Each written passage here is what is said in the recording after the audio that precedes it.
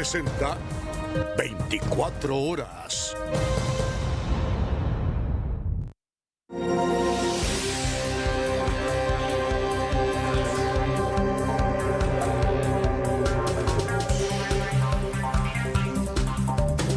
Son las últimas horas de Mario Abdo Benítez como presidente de la República. Deja atrás 5 años de gobierno sacudido por sequías, inundaciones, incendios forestales, una pandemia sacudida por hechos de corrupción que dejó finalmente casi 20.000 compatriotas muertos. Luces y sombras, hechos que aplaudir y criticar. Hoy vamos a hacer un resumen de lo que nos deja en este quinquenio, dejando la primera magistratura. Se va Mario Abdo Benítez, pero desde mañana el Palacio de Gobierno tendrá un nuevo inquilino. Santiago Peña, desde muy temprano, junto a Pedro Aliana, van a ser los nuevos miembros del Poder Ejecutivo. ¿Qué le espera? ¿Cuáles son los desafíos más importantes que van a tener que enfrentar? Vamos a tener nuevas leyes, vamos a tener nuevos ministerios, deudas que pagar y sobre todo proyectos que llevar a cabo. Hablamos de esto y mucho más hoy en 24 horas. O sea que va a ser muy interesante.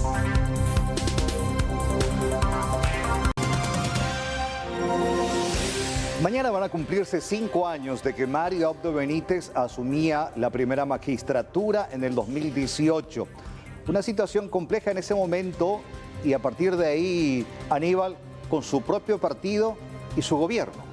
Carlos, exactamente, porque empezando por las propias internas del Partido Colorado, que las ganó con escasos 80.000 votos al entonces delfín del presidente de la República, Horacio Cartes, era Santiago Peña. Contra todo pronóstico se había alzado con la victoria, pero no hubo esa cohesión suficiente entre cartistas y abdistas. El día de las elecciones generales del 2018, el resultado fue favorable para Mario Abdo, pero no en el porcentaje que venía acostumbrado el Partido Colorado. Y esto incluso le significó una falta de apoyo en el mismo seno del Partido Colorado a Mario Abdo Benítez, ni qué decir en otro sector de la oposición, y eso le hizo cuesta arriba al gobierno de Mario Abdo Benítez, a quien lo habían tildado, calificado de ser una persona muy indecisa a la hora de tomar determinaciones. Por ejemplo, también lo cuestionaba bastante por su falta de posición o posicionamiento ante determinadas situaciones. Tibio. Exactamente, por mantenerse siempre en la columna del medio, por no definirse hacia tal o cual sector o hacia tal o cual posición. Eso, repito, le hizo muy cuesta arriba al gobierno de Mario Abdo Benítez. Sí, juro. Mario Abdo Benítez llegó a la presidencia de la República luego de ganarle por un escaso margen de 3.8% de votos al liberal Efraín Alegre. El Partido Colorado fue mayoría en el legislativo, pero esto no le garantizó gobernabilidad a Abdo Benítez, ya que la mayoría de sus correligionarios respondía al cartismo, sector con el cual mantuvo serias diferencias. Por esta razón buscó aliados en la oposición, por sobre todo en la Cámara de Senadores. Poco antes de cumplir un año de gestión, la administración de Mario Abdo Benítez afrontó el primer escándalo que le pudo costar el cargo luego de ser acusado por la oposición por traición a la patria, a consecuencia de la firma con Brasil de la famosa acta secreta de Itaipú, que según dijeron, otorgaría mayores beneficios al vecino país. En un intento por evitar su enjuiciamiento político, incluso junto al vicepresidente Hugo Velázquez, Mario Abdo Benítez destituyó a todos los que tuvieron participación en la firma del documento, pero fue el movimiento Honor Colorado, después de un par de amenazas, el que terminaría enviando al archivo el intento de juicio al jefe de Estado. Quiero agradecerles a los diputados que trabajaron dialogando, pacificando, para buscar una salida que no quiebre este proceso democrático que necesita ser fortalecido en el Paraguay. En marzo del 2020, en Paraguay se reportó el primer caso de COVID-19 y el cierre de fronteras. La pandemia hizo que todos los sectores por primera y única vez, apoyen al gobierno. El Congreso autorizó un crédito de 1.600 millones de dólares para mejorar el sistema de salud y fomentar la recuperación económica. Sin embargo, al poco tiempo aparecieron las primeras denuncias de mal manejo de los recursos económicos que se sumaron a la carencia de camas e insumos básicos en los hospitales públicos, la falta de vacunas y a las miles de muertes a causa de la enfermedad.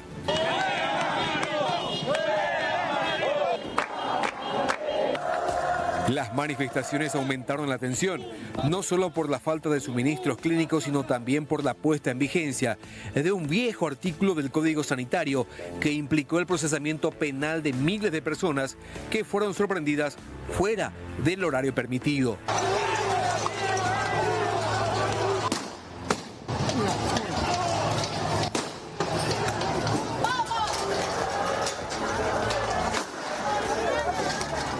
Esta situación puso de nuevo a Mario Abdo en el 2021 ante un segundo pedido de juicio político que fue evitado gracias a la mayoría colorada en diputados.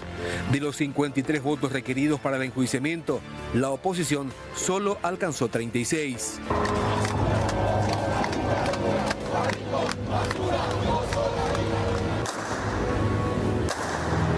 Las profundas diferencias entre abdistas y cartistas se reabrieron en julio del 2022, cuando Horacio Cartes fue declarado significativamente corrupto por el gobierno de los Estados Unidos. Desde Honor Colorado acusaron al mandatario de promover la sanción contra el expresidente. De este anuncio norteamericano se valió Mario Abdo Benítez para hacer campaña y tratar de potenciar la figura de su vicepresidente Hugo Velázquez como el próximo jefe de Estado. Sin embargo, un mes después, en agosto, el gobierno recibió uno de los mayores golpes. Estados Unidos también declaró significativamente corrupto a Hugo Velázquez, quien debió abandonar su carrera presidencial. Para mí fue un balde de agua fría, no me esperaba yo una acusación similar por parte del gobierno, de un gobierno amigo y aliado.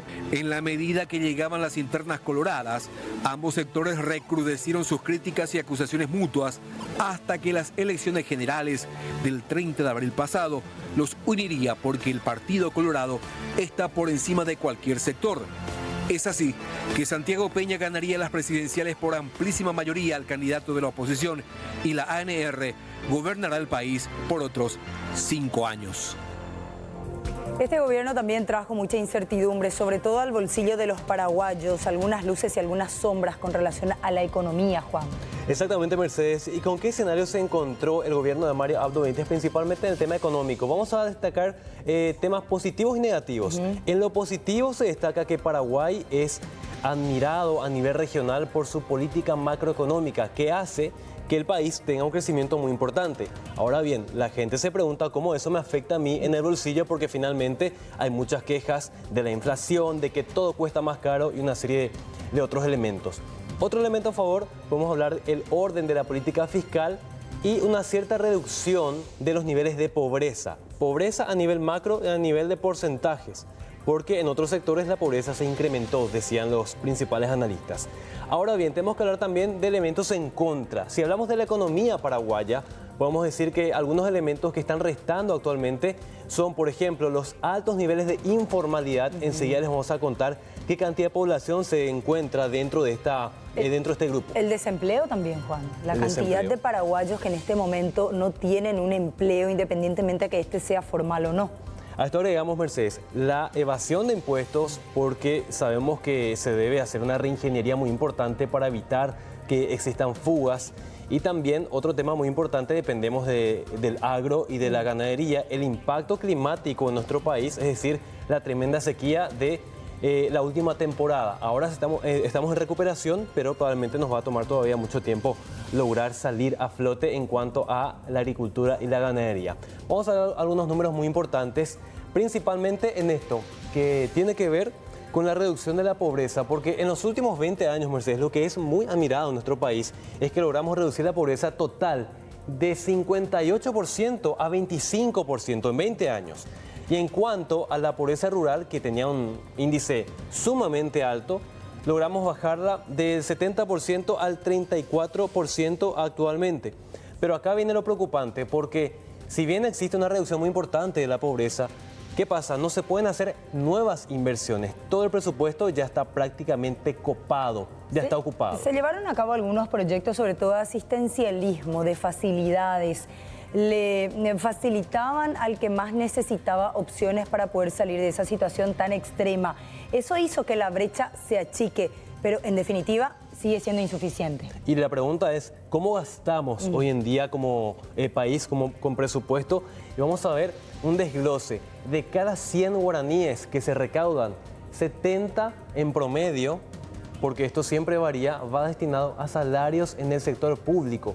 Una cifra muy importante y que impide justamente que tengamos más inversiones en el ámbito social, donde la gente pide respuestas. En los hospitales, en las escuelas, en la vivienda y en los servicios básicos. Tenemos, por ejemplo, falta de servicio de alcantarillado en varias de las ciudades más importantes de nuestro país. Los gastos rígidos, aquellos que siempre fueron cuestionados, aquellos que siempre fueron también objeto de campaña, la cantidad de funcionarios públicos que tenemos, si es que todos estos realmente desempeñan una función necesaria, si podemos bajar la cantidad y que sobre un poquitito más de dinero, pero con lo que sobra ahora, por más poco que sea, ¿se está trabajando bien o hay mucha corrupción también? Y mucha gente se pregunta, Mercedes, si los impuestos van en aumento cada vez, ¿por qué es que no se logra invertir en esos aspectos sociales? El promedio de América Latina de recaudación anual de impuestos es de 21% con respecto a lo que corresponde el Producto Interno Bruto. En el caso de Paraguay, esta cifra llega solamente al 14%, y eso es porque tenemos una muy baja presión tributaria. Los impuestos en Paraguay son muy bajos, aunque se deben hacer algunos ajustes para mejorar este número de Paraguay, para recaudar mucho más y por sobre todo para tener un mejor resultado en cuanto al dinero disponible para las inversiones. Esto tiene su lado positivo y negativo. Si hablamos del lado positivo, decimos, tenemos poca presión tributaria, pagamos pocos impuestos, tenemos muy poca recaudación, por eso no nos sobra tanto dinero. Pero por otro lado, convierte a nuestro país en un país atractivo para los inversionistas, aquellos que quieren hacer grandes inyecciones de dinero con una baja carga tributaria y un retorno a corto plazo. Eso es lo positivo.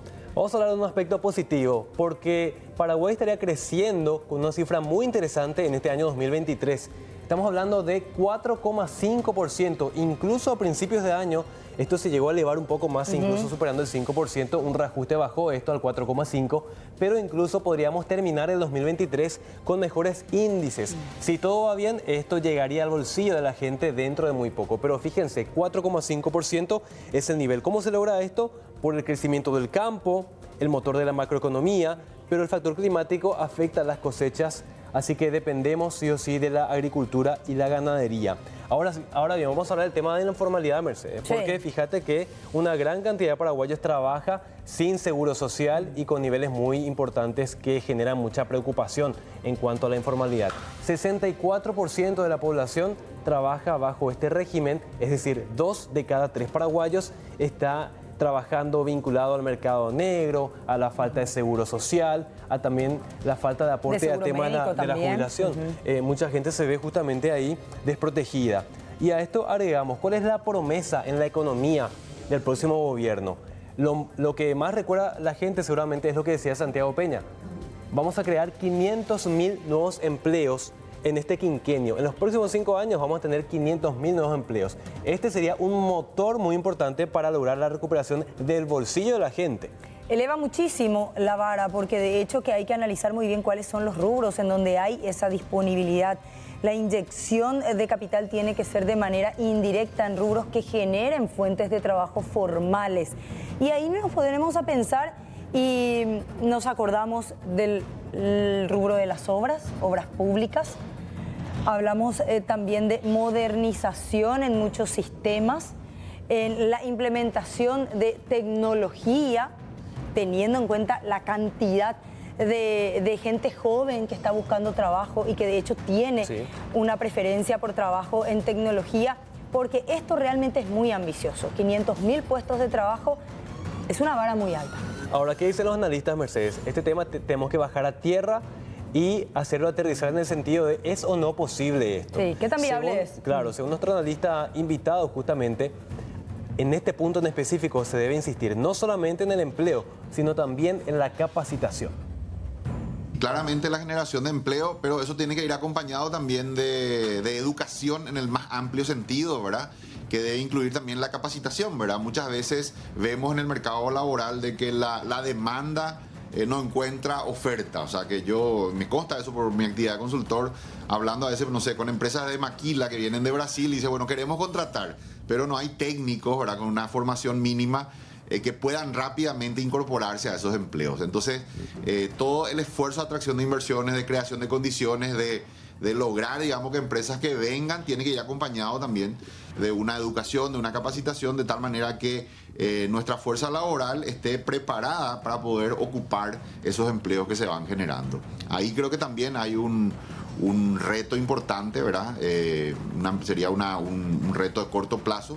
Y el de largo plazo es la educación tradicional, por decirlo así, una buena educación en las escuelas, el colegio, también los oficios, que también creo que hoy día representan una muy buena oportunidad para que, bueno, en el largo plazo, inclusive esos empleos que hoy estamos generando vayan subiendo de calidad, la gente pueda realizar trabajos mejor remunerados, lo que llamamos empleo de calidad, y que de esa manera entonces la productividad y también los ingresos medios de las personas vayan subiendo.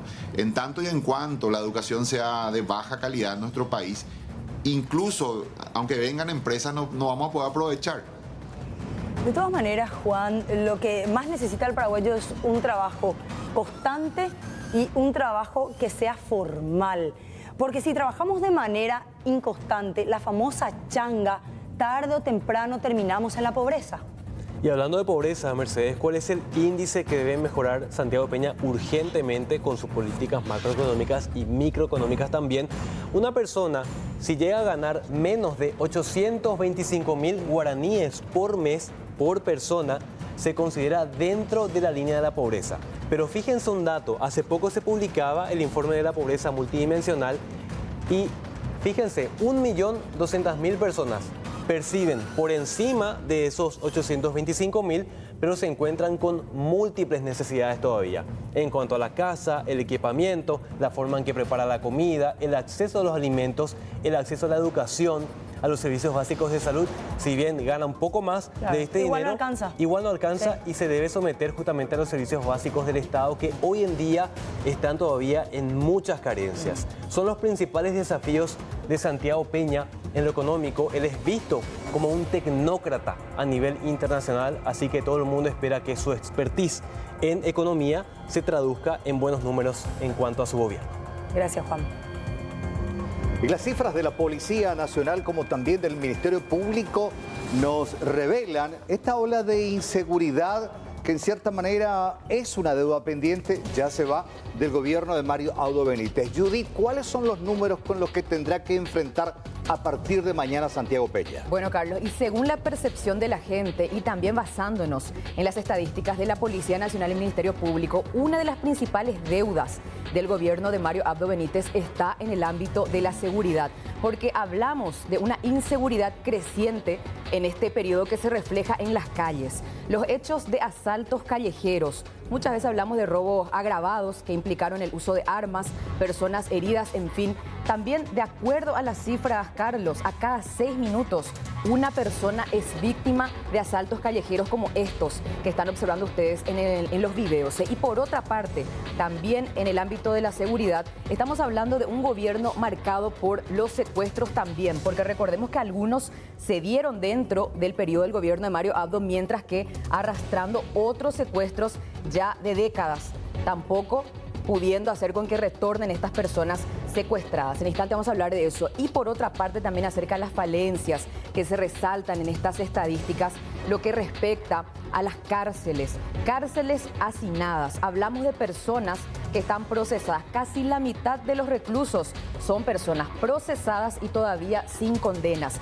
Hablamos también de un sistema que presenta una deficiencia en cuanto a la reinserción. No tiene un sistema que, aparte de no permitir la reinserción, también implica esto que ya mencionábamos, ¿verdad? El hacinamiento, las situaciones precarias, en fin, que también se acentuó mucho en este gobierno. Y por último, el déficit presupuestario, porque actualmente, Carlos, el 80% 80% del presupuesto para seguridad va destinado para el pago de salarios. Y esto es preocupante porque lo restante nada más es lo que se destina para las inversiones. En ese sentido se enfrentó todo el gobierno lo que respecta a la seguridad, ¿verdad? Convengamos que también la falta de condenas tiene que ver con un déficit y una cuenta pendiente de la justicia, pero una vez ya bajo la tutela del Ejecutivo, poco o nada se ha hecho para que esa gente realmente pretenda reinsertarse el día de mañana en una sociedad cada vez más violenta. Así es, y vamos a hablar ahora de cifras, porque trajimos acá algunos que otros datos, pero que fueron recabados por el Departamento de Relaciones Públicas de la Policía Nacional. Y hay que destacar lo siguiente, estamos hablando de datos parciales hasta el mes de junio de este año. Todavía hay que hacer un relevamiento completo, ¿verdad? Año 2019, hablamos exclusivamente de hechos de homicidio doloso. Y preste mucha atención porque en el año 2019, cuando se cumplía un año de la gestión de Mario Abdo, se registraban 556 casos de homicidio doloso a nivel nacional. Recordemos que el índice de criminalidad poblacional se hace el hecho punible, la cantidad, en este caso serían los 556 por cada 100.000 habitantes. O sea, ¿qué quiere decir eso? Que en el año 2019, haciendo el cálculo, estamos hablando de 7,8 homicidios dolosos que se dieron en ese año. Haciendo el cálculo por 100.000 habitantes, para que tengan una idea, ¿verdad? Pero van a ver ustedes la tendencia que fue la del aumento de los hechos de homicidio doloso. Vamos al siguiente año, fíjense. Año 2020, ya estamos hablando de 486 casos y haciendo también este cálculo vemos que el índice es de 6,6 hechos de homicidio doloso por cada 100.000. Cada 100.000 habitantes en este caso. Vamos al año 2021, a continuación seguimos con los datos de homicidio doloso, ahí está. 525 casos. Estamos hablando todavía en plena pandemia. En plena pandemia, sí señor. Sí. Acá vemos otra vez como que un aumento. ¿Verdad? Si hacemos así como un diseño, es como que de repente pareciera ser que descendió un poco, pero la curva volvió a ascender. Recordar que el 2020 fue el año en el que se sintió más el peso de la pandemia, de la reclusión, del confinamiento, y por ende uno sospechaba que los índices de violencia extrema iban a mermar. Así es, ahí vemos 7,3 hechos de homicidio doloso por cada 100.000 habitantes, volvió a aumentar, y precisamente por ese dato que mencionabas vos, que fue un factor determinante también, la pandemia, que terminó incrementando en este caso los hechos de inseguridad. Vamos a la otra placa del siguiente año, a ver. Año 2022. Fíjense, 472 casos de homicidio doloso. Recordemos que esto también se clasifica en los tipos de crímenes. A ver, 6,3 es el índice. Fluctuando. Sí, fluctuando. De 6 a 7. Sí, la curva prácticamente iba en ese sentido, ¿verdad? Aumentaba, después de repente se daba un pequeño cambio, pero volvía a aumentar y habría que hacer un poco un análisis a qué atiende eso, pero tiene mucho que ver posiblemente esto que mencionábamos, el encierro, ¿verdad? Que terminó generando después una explosión de hechos de inseguridad que se acentuó principalmente en las calles, y después hablamos otra vez también de los hechos de feminicidios, entre otros. Sí. Pero vamos a seguir con los datos, con los números. Reitero, estos son datos parciales que nos proveyeron desde el Departamento de Relaciones Públicas de la Policía Nacional. Semestre. Ahí está, año 2023, y aclaramos, hasta el mes de junio, porque esto posiblemente ya se duplicó, según la tendencia que tuvimos con los otros años. Ahí estamos viendo 200 casos de homicidio doloso hasta el mes de junio, y por supuesto vamos a tener en este caso un índice un poco menor, atendiendo justamente a que es solo hasta junio, los primeros 6 meses. Exactamente. Sí. Estos son, yo digo, datos oficiales. Oficiales proveídos por el Departamento de Relaciones Públicas de la Policía Nacional, pero hablamos de datos lastimosamente parciales hasta ahora, lo que nos pudieron dar, ¿verdad? Porque tengo entendido que se podría estar ya confeccionando otro más completo, atendiendo a esto principalmente, ¿verdad? El último dato. Ahora, vamos a clasificar los hechos de homicidio doloso, porque recordemos, Carlos, que están los hechos de crímenes por encargo, ¿verdad? Acá estamos viendo los crímenes por encargo que se dieron desde el 2019 hasta el 2023. Ahí está. Fluctuante también, porque en el 2019, en el primer año de gestión, hablamos de 110 casos de sicariato, así lo conocemos comúnmente. 2020, 77 casos, allí una pequeña disminución, pero fíjense en 2021. Sí. Volvió a explotar. Remontó. Y coincide con el porcentaje de promedios cada 100.000 también. 19, después la baja del 20, reitero, la pandemia tuvo su incidencia hasta que el 2021 de nuevo explotó. Sí, así mismo es como se veía en el otro gráfico también. 2022, 71 casos y atendiendo justamente a este dato un poco limitado que tenemos el 2023, se nota la considerable disminución, pero que a estas alturas ya haya cambiado un poco también. Y esto se clasifica otra vez, homicidios por encargo, pero exclusivamente en el departamento de Amambay, porque recordemos que la mayoría de estos casos se concentraron y lastimosamente se siguen concentrando hasta la actualidad. Estamos viendo homicidios por encargo Amambay.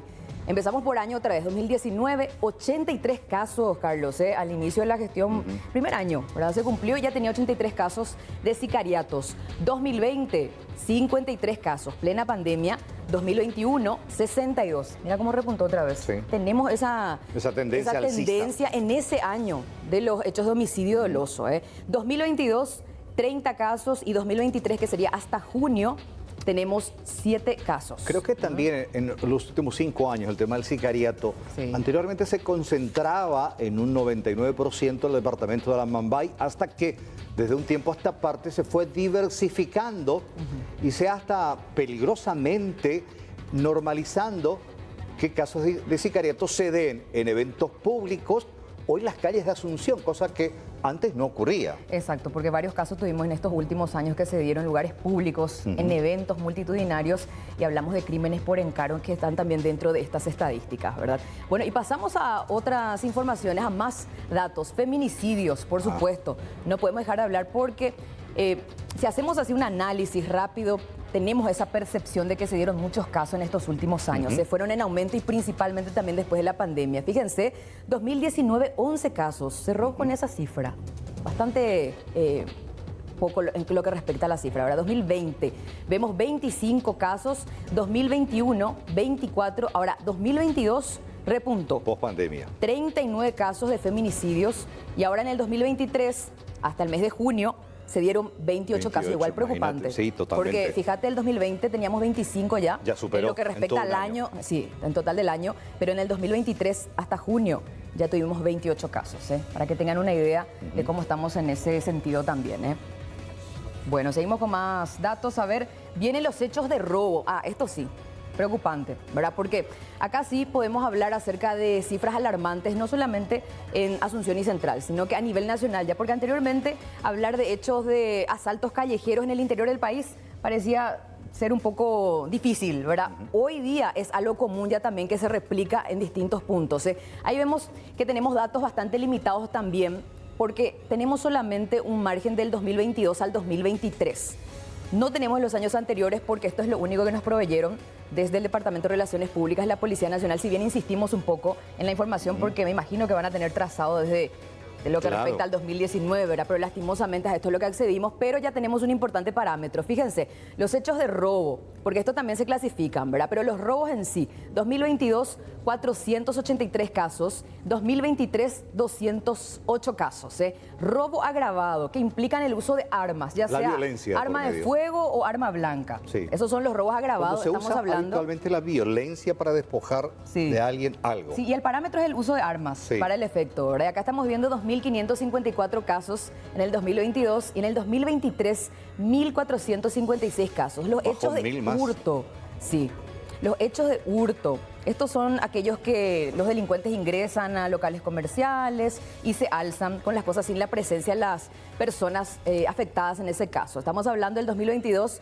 1.910 casos y en el 2023, 1.328 casos.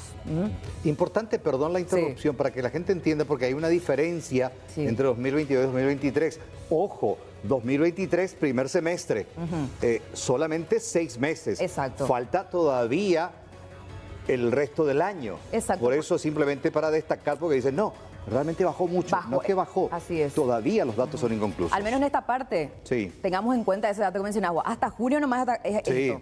1.328 ya tenemos a mitad de este año nada más. Ahora, con respecto a los hechos de hurto agravado, en este caso hablamos de delincuentes que ingresan a los locales y ejercen violencia para poder ingresar, forzan los accesos, en fin, ¿verdad? Se implementa la violencia, pero sin la presencia de las personas afectadas.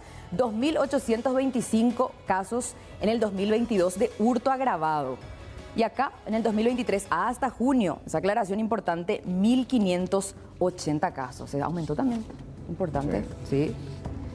Bueno, Ahora, otro dato importante que respecta, por supuesto, a las privaciones de libertad, los hechos de secuestro que se dieron en el periodo de Mario Abdo Benítez. Por supuesto, hablamos del ex vicepresidente de la República, Oscar Denis, este plagio que se dio el 9 de septiembre del año 2020. De quien hasta ahora no tenemos todavía noticias, lastimosamente. 3 años. Así es, Mario Abdo y su gobierno no pudieron traerlo de regreso, así que va a pasar a otro gobierno la tarea de poder resolver esto, ¿verdad? Ahora vamos a otra placa de secuestro también que se dio durante el gobierno de Mario Abdo. Jorge Ríos, este joven que fue asesinado, recordemos, supuestamente por miembros de la ACA en zona de Expuenteciño el 28 de junio del año 2021, también dentro de su periodo. Recordemos otro caso también sonado, que estuvimos allí siempre con el equipo del SNT, Peter Reimer, este menonita electricista, que se dio un poco después también del secuestro de Jorgito Ríos, que fue asesinado. Esto fue el 6 de diciembre del 2021. Sin embargo, en este caso hablamos del regreso. Él fue llevado por integrantes del EPP supuestamente, y supuestamente según se las pagó. Informaciones. Y supuestamente se pagó, si bien esa información no se quiso confirmar de manera oficial. Pero, por supuesto, el gobierno de Mario Abdo siguió arrastrando otros secuestros que otros gobiernos no pudieron resolver. Hablamos de secuestros de décadas, señores. Edelio Morínigo, suboficial de policía, secuestrado un 5 de julio del año 2014. Tampoco el gobierno de Mario Abdo pudo siquiera dar respuestas a la familia de lo que pudo haber pasado con este suboficial. Y por supuesto no podemos olvidarnos tampoco del ganadero Félix Urbieta, secuestrado un 12 de octubre del año 2016. Estos últimos son los secuestros más largos que ya han pasado de gobierno en gobierno sin respuesta para las familias. Bueno, son cifras con las que tendrá que enfrentar a partir de mañana Santiago Peña, que en parte de su campaña se basó con la seguridad y tratar de devolver nuevamente a la ciudadanía eso que ha perdido en cuanto a la tranquilidad de andar por las calles, de ir a trabajar temprano. Y usaba precisamente a los motochorros como una bandera, la lucha contra estos delincuentes motorizados. Exactamente. Y por otra parte, al inicio de este bloque hablamos acerca de la percepción que tiene la gente sobre la seguridad en la gestión de Mario Abdo. Esto es lo que decía al respecto. Negativo. Un total, porque no tenemos seguridad en nada y seguimos así hasta que terminó su gobierno, desde que empezó hasta que terminó, o sea, no cambiaron los ministros, no cambió la inseguridad. Y faltó mucho. Falta mucho. Sí, hay mucho que mejorar. ¿Qué, por ejemplo, se mejora? Y en este momento, por ejemplo, no hay más luego seguridad. ¿Se siente eso cuando uno sale a las calles? Sí, más todavía, la tardecita, la noche. Yo tengo mis 82 años pirulo y nunca he visto esta clase de inseguridad, lamentablemente, que tenemos aquí en nuestra querida tierra paraguaya. Lamento mucho, y es así. No hay seguridad ni seriedad tampoco. Yo creo que como muchos otros ámbitos no se cumplió con la expectativa de la gente y la necesidad de la gente, ¿verdad? ¿No cree que se resintió más el tema de inseguridad en lo que respecta a esto? Totalmente. Pueden conjugarse un montón de cosas, pero que dispararon esa inseguridad, pero igual la capacidad de reacción del gobierno no fue la que la ciudadanía espera o necesita.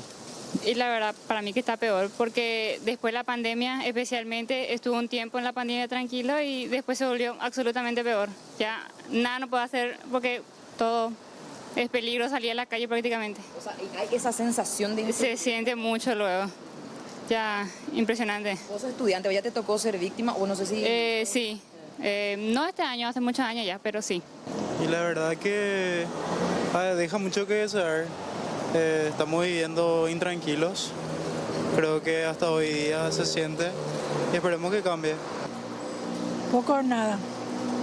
¿Se resintió más en las calles el tema de inseguridad en este periodo? Mucho más. ¿Desde tu perspectiva eso? Sí, mi perspectiva es así. ¿Qué vos crees, señora, que se tiene que apuntar más? Y sí, se tiene que cuidar, hay más que protección para los ciudadanos. Yo creo que muy poco se hizo en materia de seguridad. Ahora todavía no terminó, pero la calle es totalmente insegura. se falló en ese sentido, desde tu perspectiva. Desde mi perspectiva, sí. Totalmente fuera de serie, totalmente descabellado. Es muy alarmante. Yo considero que el señor Mario Abdo Benítez es una persona genial, pero su gabinete no lo ayudó, quizás eso fue lo que pasó. Entonces eso pasa cuando la persona no está preparada para un cierto cargo. Entonces, pero vamos a bendecirle a Marito por este gobierno que deja, y que Dios bendiga al nuevo gobierno de Santiago Peña, que la seguridad. Bueno, este es un tema sensible que tendrá que afrontar desde mañana Santiago Peña. Mañana asume como presidente de la República, acto en el que están invitados varios mandatarios de la región, incluso hoy llegaba el propio rey Felipe. Está Alexis Aveiro desde el Aeropuerto Internacional Silvio Pettirossi para comentarnos acerca de las visitas internacionales. Alexis. Hola Carlos, compañeros, buenas noches. El saludo cordial a ustedes y a los televidentes. 7 horas de la tarde y prácticamente de manera muy puntual, así como lo establecía el horario que fue publicado a través de Cancillería, a través de la Dirección de Comunicaciones, iban llegando, y en este caso el primero en hacerlo ya en horas de la tarde fue el rey de España, rey Felipe de España, que arribaba a nuestro país cerca de las 16:10 aproximadamente, 16:30. Lo hacía con una comitiva importante, llegaba, caminaba y ya rápidamente era recibido por las autoridades nacionales, específicamente el canciller Eduardo Arriola, a diferencia de otros mandatarios, y por una cuestión de premura, y ya que tenía que trasladarse rápidamente a la sede de gobierno a reunirse con el presidente saliente Mario Abdo Benítez. Él no recibió, por ejemplo, las llaves de la ciudad, pero sí evidentemente el personal de seguridad, el personal de la realeza se mostró un poco esquivo a que nos acerquemos. Evidentemente existe un protocolo para este tipo de situaciones, sin embargo se mostraban reacios a las cercanías de las cámaras, inclusive a un saludo. Sin embargo, igual se pudieron captar algunas tomas de la llegada del rey Felipe, que tiene una particularidad. Hace 25 años lo hacía para un traspaso presidencial de el gobierno de Guasmosi a Raúl Cubas Grau. En ese entonces lo hacía como príncipe. Pasaron 25 años de ese día y bueno.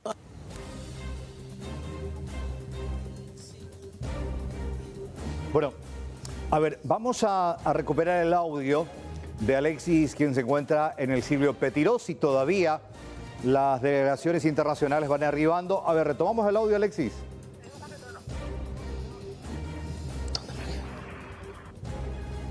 Alexis. No, les hablaba de Lula, que era el segundo en llegar en horas de la tarde, Carlos. Y bueno, una vez que descendía, siempre con un estilo bastante jovial, sin corbata, camisa desprendida a la altura del cuello, saludos protocolares. Recibía él sí la llave de la ciudad, él se la entregó el intendente de la ciudad, Óscar Nenecho González, para posteriormente básicamente romper una especie de protocolo. Él no salía por el acceso principal al espigón presidencial, hacía por un sector acá que fue preparado rápidamente como para que pueda abordar la comitiva, y estaba en agenda reunirse con el expresidente de la República, Fernando Lugo Méndez. Otro en llegar en horas de la tarde, otro dignatario, Luis Lacalle Pou, lo hacía en compañía de otro exmandatario, su padre, Luis Lacalle Herrera, quien dio unas breves palabras al momento de su llegada. Hola, ¿cómo están? Y se retiraba rápidamente del espigón presidencial, ya que también tiene prevista en agenda algunas que otras reuniones, tanto con el mandatario entrante como con el saliente. Y bueno, así va transcurriendo la tarde, y el último en llegar, si bien ustedes ya ven el dispositivo preparado para el recibimiento del presidente de la República de Bolivia, fue Alberto Fernández, recibido también por toda la comitiva, y él sí dio un corto mensaje, un saludo protocolar, y decía estar contento de participar, y hablaba de que hubo una comunicación en su momento con Mario Abdo Benítez, o sea, trabajaron comunicados, y espera seguir con ese tren ya, en este caso con el presidente electo Santiago Peña. Escuchemos al presidente de Argentina. en un día importante para la institucionalidad de Paraguay, donde se produce el traspaso de mando de la presidencia de la Nación. Así que estoy aquí saludando al querido presidente Abdo, que trabajamos estos años juntos, y bueno, y recibiendo mañana con alegría también y con todo mi afecto al nuevo presidente. ¿Okay? Muchísimas gracias a todos y todas. Luis Arce Catacora, presidente de Bolivia, finalmente llega a nuestro país. Había inclusive como cierta información o la posibilidad de que solo enviara una comitiva a su vicepresidente. Nos acaban de confirmar de su arribo al país y es el último dignatario en llegar por lo menos a esta hora. Otro que tenía prevista su llegada a las 20:15 era el presidente, o es el presidente de Chile, Boric. Sin embargo, ni siquiera ha salido del país y finalmente él llegaría al aeropuerto internacional Silvio Pettirossi cerca de las 21:15 aproximadamente, es lo que nos confirmaba el protocolo establecido en el espigón presidencial, compañeros. Bien, excelente. Gracias, Alexis. Completo reporte. Seguimos esperando la llegada de más mandatarios. Un abrazo. Hasta luego. En definitiva, lo que marcó el gobierno de Mario Abdo Benítez fue la pandemia del COVID-19. Y de eso vamos a hablar ahora, Silvio, porque tuvo un gran presupuesto, pero aún así existieron miles de carencias y reclamos en esa época en la que la salud era la prioridad. Sin duda, Mercedes, el primer gran desafío que enfrentaba el gobierno de Mario Abdo Benítez tuvo que ver con la pandemia del nuevo coronavirus. Se había estado superando por esa época, allá por marzo del 2020, precisamente una dura epidemia del dengue que también golpeó bastante a la población. Estábamos saliendo de esos casos, de esos cuadros que afectaron a nivel país también, y se confirmaba el primer caso del nuevo coronavirus la tarde de un viernes 7 de marzo del año 2020, y le tocó precisamente al entonces ministro de Salud confirmar la primera noticia.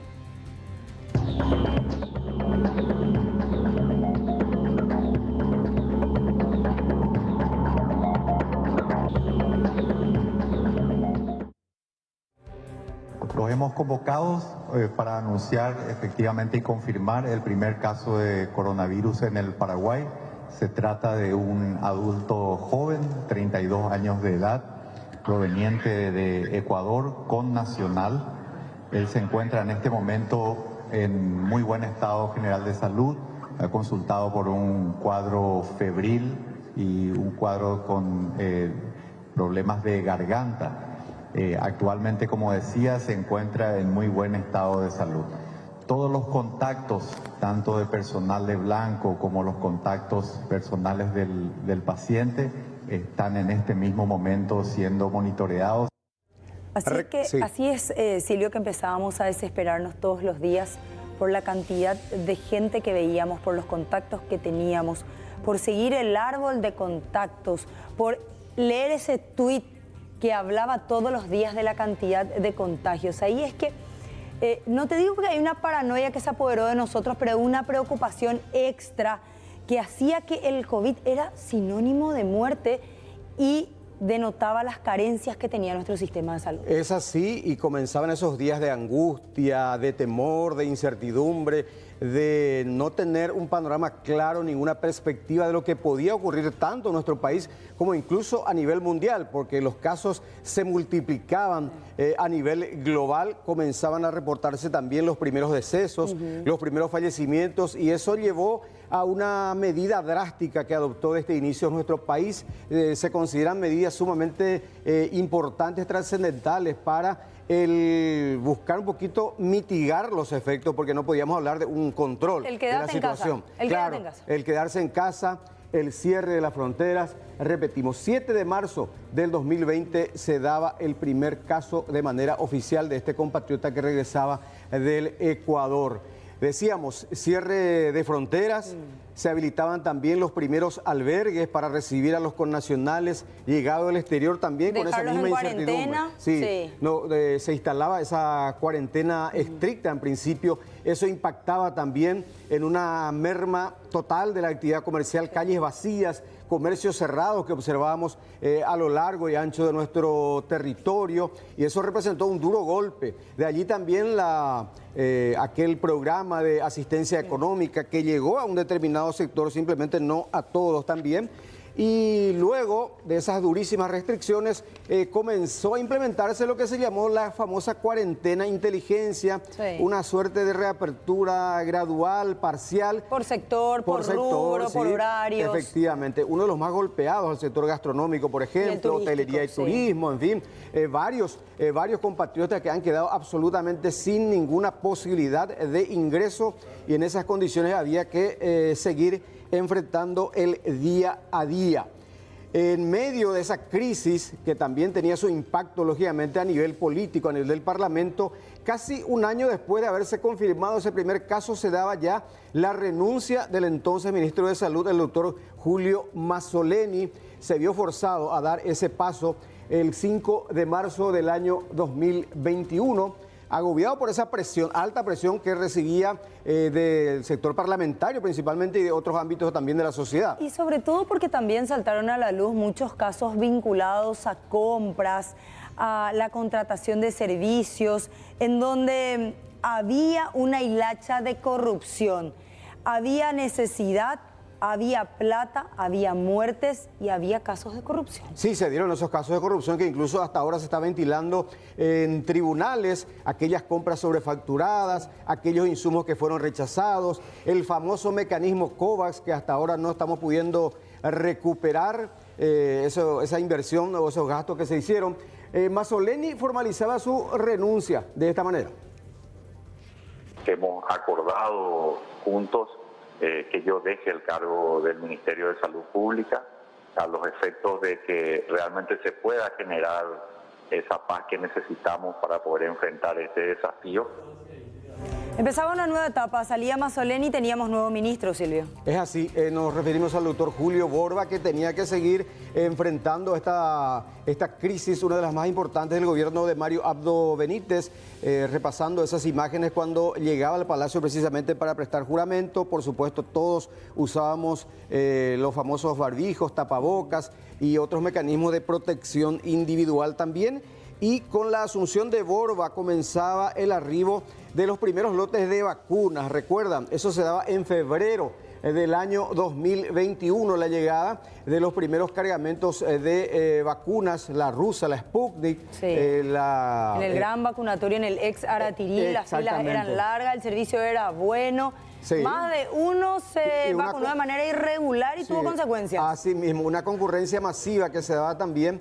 Este es el momento del arribo de esos primeros lotes de vacunas que celebrábamos, cuando eso al fin decíamos, repito, esto se daba en febrero del año 2021 y devolvía cierta esperanza a la población, más allá de que inicialmente, como era una cantidad reducida, se tenía que destinar a los sectores más vulnerables. Y cuestionábamos también, Silvio, la capacidad, la eficiencia de la gestión, porque al fin y al cabo, a pesar de haber invertido muchísimo dinero en las vacunas, fueron las primeras a través de una donación las que llegaron a nuestro país. Efectivamente. Y luego ya lo otro, la forma ya masiva, la masificación de las vacunas que alcanzaría a un 60-70% de la población. Muchos integrantes de la población paraguaya que llegaron a completar las dosis de refuerzo inclusive. Y esta emergencia sanitaria que se levantó a mediados de abril del año 2022. Pero ¿qué nos dejó la pandemia del nuevo coronavirus en Paraguay en cuanto a cifras de fallecidos y de casos oficialmente confirmados? Casi, fíjense, superamos los 800.000 casos confirmados, porque hubo casos también, la famosa, los casos no confirmados, no diagnosticados, no tratados adecuadamente, y los fallecidos, fíjense, casi 20.000 compatriotas que han perdido la vida, familias enteras, te iba a decir, afectadas también en distintas zonas de nuestro territorio. Y haciendo un poquito un paralelismo con el gigante vecino que es Brasil, Brasil, cuyo gobierno de Jair Bolsonaro, que lo trató como una gripeciña. Estableció otras políticas, Sí. ¿verdad? Con mucha más libertad, rozaba el libertinaje, inclusive tomando medidas mucho más sueltas y teniendo peores consecuencias. Es así, esto se refleja en más de 700.000 fallecidos en Brasil a lo largo de 3 años. Recuerdan esas fosas comunes que se habían precisamente establecido para, enterrar precisamente a miles y miles de fallecidos. ¿Qué aprendimos o qué implicó positivamente la pandemia del nuevo coronavirus también, Mercedes, televidentes? El refuerzo, o sea, de una manera obligatoria incluso, las autoridades tuvieron que aumentar la cantidad de camas, aumentar la cantidad de hospitales de contingencia. Por ese lado, se tiene como aspecto positivo la ampliación de las camas de terapia, por ejemplo, que fíjense el cuadro, en el año 2018 teníamos apenas 217 camas, en el 2020 teníamos ya 305 camas, eso iba aumentando. Que era una deuda eterna de diferentes por supuesto gobiernos, que sí. ¿verdad? En octubre 634 camas y actualmente esta es la cantidad de camas UTI que tenemos a nivel país, no solamente a nivel de Asunción y el departamento central. De esta cantidad de 817 tenemos UTI adultos, son 575 camas, y UTI neonatales y pediátricas 242. Por supuesto, la necesidad es siempre mayor. Sigue siendo insuficiente. Por eso seguimos teniendo también casos de pacientes que no encuentran cama de terapia intensiva. Y no solamente las camas UTI tuvieron que aumentarse, también las camas de internación en general en los distintos hospitales. Veíamos, por ejemplo, esas imágenes del INERAM. Estos eran pabellones de emergencia. Pabellones de contingencia. Sí. Denominadas en su momento, que se alzaban en 48, 72 horas de una manera acelerada. En Itagua también. En Itagua, en el Hospital de Clínicas, en los diferentes hospitales del Instituto de Previsión Social, en Central, en Capital y en el interior del país. Efectivamente, a tal punto que llegamos actualmente a casi 8.000 camas de internación disponibles a nivel país. Repetimos, siempre es una cantidad insuficiente y el gran desafío para las nuevas autoridades justamente es mantener y ampliar este servicio público. También tenemos que hablar, ¿te acuerdas de la crisis de las plantas de oxígeno? No teníamos oxígeno. Pero llegó un momento en el que se dejaron de vender por la necesidad de pacientes que necesitaban de manera habitual y se compraba sin una necesidad real. Sí, yo solamente quería tener, imagínate, quería tener el balón en casa por si llegaba a necesitar. Porque hubo casos en que sí, por falta de oxígeno. ¿Cuántas plantas se hicieron en total? En total, en distintos hospitales, 43 plantas de oxígeno que hasta ahora también están funcionando regularmente, además de los proveedores privados que también en su momento alzaron sus precios, en fin.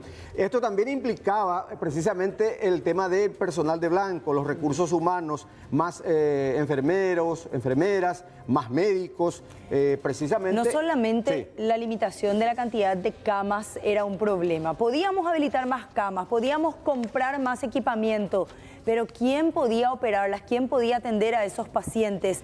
Esa fue una limitación muy importante que hasta hoy día seguimos manteniendo. Es así, y tenemos actualmente la cantidad de recursos humanos que dependen del sistema público, del Ministerio de Salud. Llegamos a casi 65.000 profesionales, personal de blanco exclusivamente estamos hablando, enfermeros, enfermeras y médicos. A quienes agradecemos hoy cuando recordamos todo lo que pasó, ese trabajo titánico que hicieron durante meses, inclusive no yendo a casa, trabajando en horarios extendidos y de manera valerosa y heroica, salvando vidas. Personal de blanco que también perdió la vida en esta lucha desigual contra el nuevo coronavirus. Cerramos un poquito COVID porque tenemos que hablar también de otra problemática del gobierno saliente, una epidemia que tiene que ver con esto.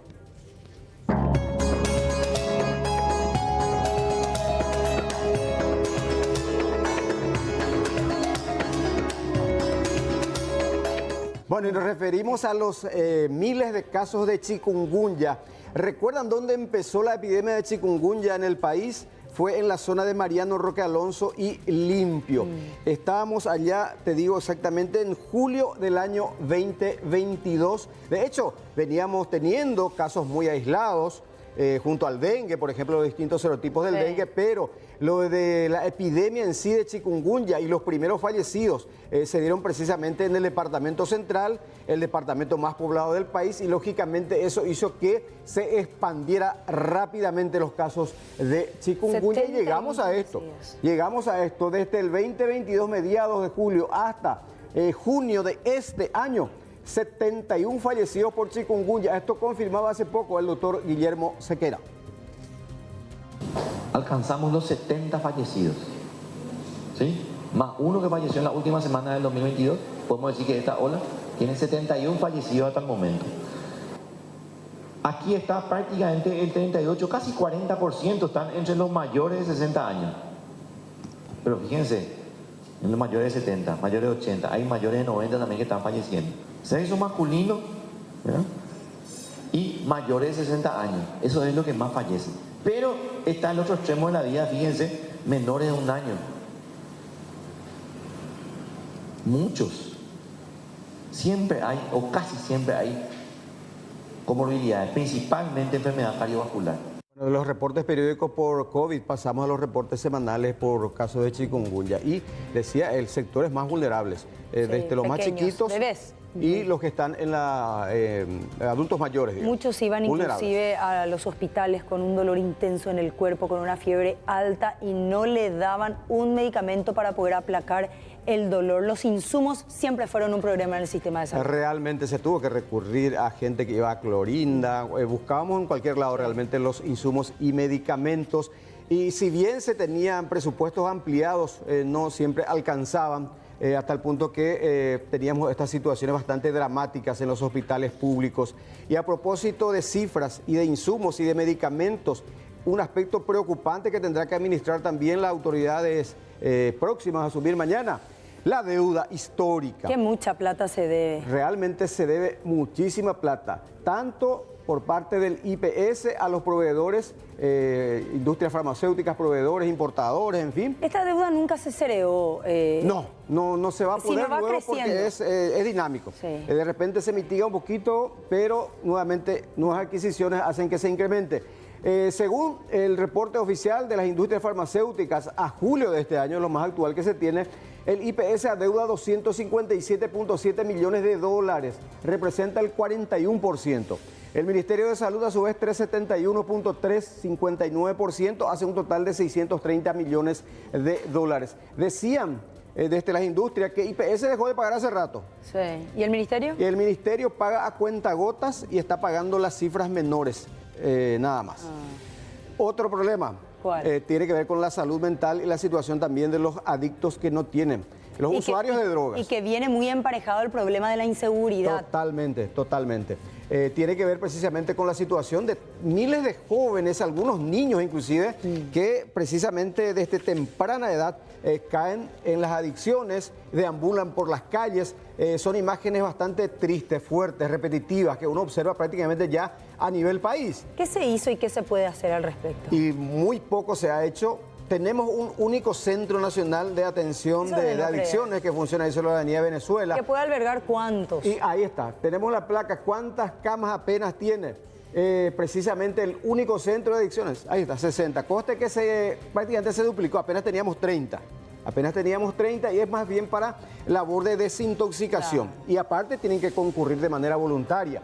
En los centros privados, esto es prácticamente fuera del alcance de la gente. Pero porque el costo es altísimo. Totalmente. Silvio, uno tiene que pagar entre 4 y 6 millones de guaraníes por un pariente con una adicción y está muy lejos de la realidad paraguaya económica. Es así. Tremendos los desafíos que le aguarda al equipo de la ministra María Teresa Barán, quien finalmente fue confirmada como futura ministra de la cartera de Salud Pública. La pandemia en sí vino a desnudar un poco los números y hubo un aumento. Sobre todo sabemos que los trastornos más frecuentes son los trastornos de ansiedad, de depresión, trastornos de pánico, si bien los mismos tuvieron un aumento post pandemia y en una población bastante vulnerable. Dentro de esta nueva ley también hay un cambio porque hay una reforma en el modelo de atención a la salud mental. Está la creación de la Dirección Nacional de Salud Mental, la reconversión del hospital psiquiátrico en un centro de urgencias psiquiátricas, la atención, el Ministerio de Salud a través de la dirección deberá generar unidades de salud mental en los hospitales generales, en primer lugar, en forma progresiva, luego en los hospitales regionales. Bueno, ¿qué se va a hacer también con la pretendida fusión del programa de salud del IPS con el ministerio? ¿Qué se puede hacer con IPS? Es realmente, precisamente los asegurados, trabajadores, usuarios habituales de los hospitales del IPS, el central y las periféricas, nos decían que esto sigue siendo un carnaval.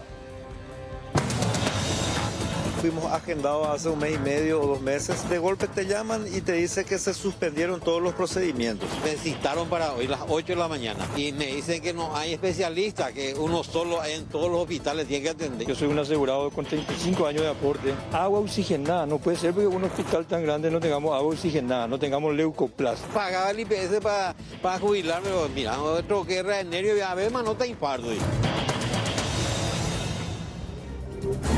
De hecho, la corrupción ha sido un cáncer en este gobierno, más con lo que pasó en la pandemia. Una enfermedad que se diseminó. O Mario Abdo trató de extirparlo. ¿Qué pasó? Ese fue el compromiso asumido en su discurso de Asunción. Sin embargo, ante las múltiples denuncias, las reacciones de Mario Abdo Benítez siempre fueron tardías ante los múltiples hechos de corrupción en su gobierno.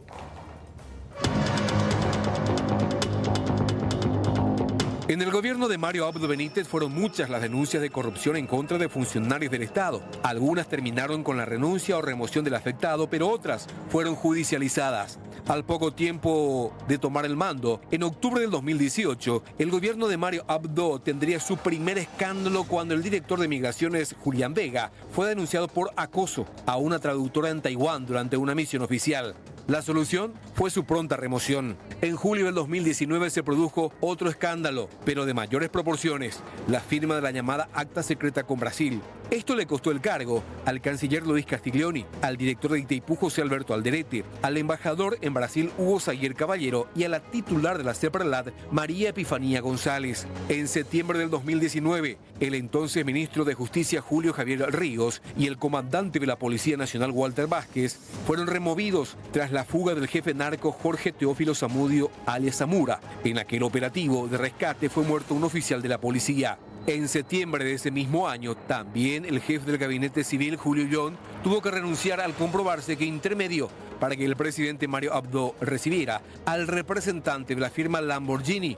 Este hombre resultó ser un farsante, un verdadero bochorno para el gobierno. Abril del 2020, un par de meses después de haber llegado el COVID a Paraguay, la presidenta de Petropar, Patricia Zamudio, tuvo que renunciar luego de conocerse que había comprado insumos a precios sobrefacturados y 5.000 botellas de agua tónica para combatir la enfermedad. El caso tuvo decenas de chicanas y recién superó la etapa de la audiencia preliminar a la espera del juicio oral. El presidente de la DINAC, Edgar Melgarejo, y varios otros funcionarios de la institución también fueron removidos e imputados por compras sobrevaluadas de tapabocas tan requeridas durante la pandemia. El proceso penal sufrió infinidad de dilaciones y hasta ahora no pudo ser llevado a cabo el juicio oral. En agosto del 2020, el ministro de Agricultura, Rodolfo Friedman, debió renunciar luego de ser imputado por presunta corrupción en la compra del almuerzo y merienda escolar cuando ejercía la gobernación del departamento del Guairá. El ex senador y ex ministro obtuvo el sobreseimiento en algunos de los hechos punibles que le fueron imputados.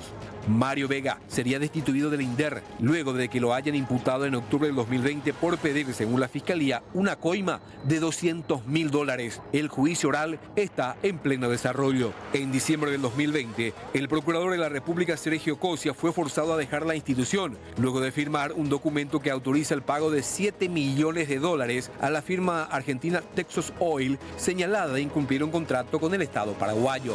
En marzo del 2021, a un año del ingreso del COVID en Paraguay, el ministro Julio Mazzoleni tuvo que dejar la cartera de Salud Pública ante las incontenibles críticas en su contra por el manejo de la pandemia, que cada día se cobraban más vidas en Paraguay. Incluso fue denunciado ante la Fiscalía por corrupción, pero no fue imputado. Los ministros del Interior y de Emergencia Nacional, Arnaldo Yucio y Joaquín Roa, respectivamente, también fueron removidos y luego imputados por presuntas vinculaciones con Marcus Vinicius Espíndola y Alberto Couve, a quienes la Fiscalía los considera como narcotraficantes. Pero el golpe de gracia al gobierno saliente lo daría Estados Unidos cuando en agosto del 2022 declara significativamente corrupto al vicepresidente Hugo Velázquez.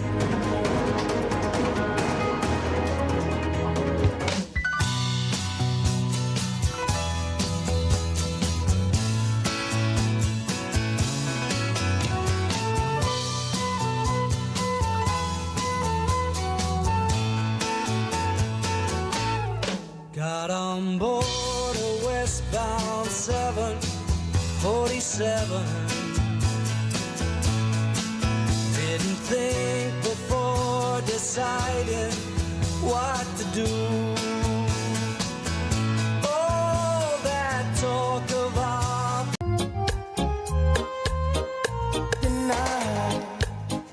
De hecho, todo gobierno quiere dejar como legado obras viales. Mario Abdo, Fernanda, no fue la excepción. Es así, por eso tenemos que hablar, Carlos, de las obras viales, algunas de las más trascendentales y las que quedan pendientes también. Por eso queremos compartir con ustedes lo que fue la obra que le falta a Mario Abdo Benítez y la que queda, por sobre todo, para Santiago Peña, el Puente Héroes del Chaco. Es la obra que queda pendiente ya a continuación de ser inaugurada recién entre diciembre de este año o enero del año que viene. Estamos hablando del Puente Héroes del Chaco que unirá en este caso las ciudades de Asunción con la localidad de Nueva Asunción o conocida como Chacoí, que deberá ser, ya faltan nada más que detalles de obras complementarias del lado que va a bajar hacia Asunción. De hecho, Mario Abdo ya hizo el primer cruce oficial. Sí, es así.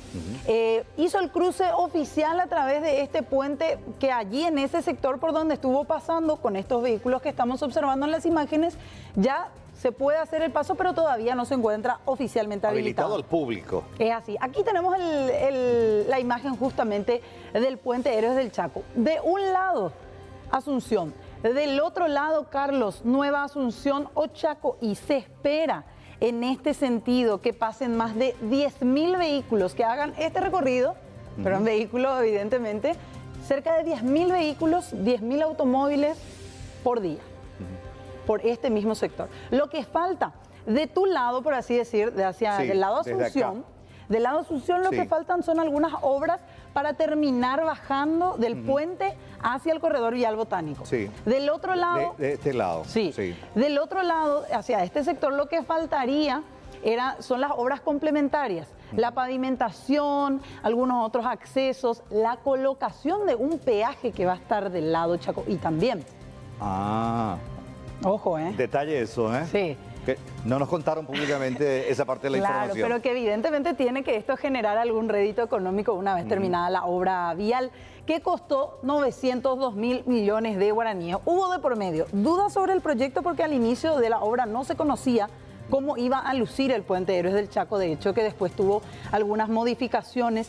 A eso se sumaron denuncias por sobrecostos que fueron negadas por el gobierno de Mario Abdo Benítez, que se va, y que supuestamente fue hecha para, en realidad, beneficiar a inversionistas inmobiliarios.